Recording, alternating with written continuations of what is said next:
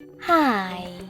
In front of me is TCL 403 and today I would like to show you how you can delete a password saved in Google Passwords Manager.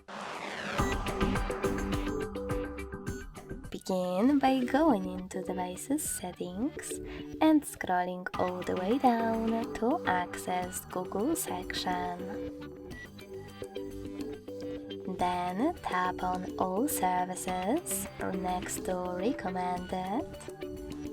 Scroll down and tap on Autofill.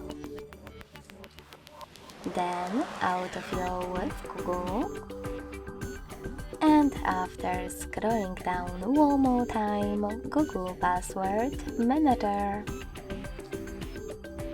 Finally, click on one of your added passwords that you wish to get rid of and enter your current login method.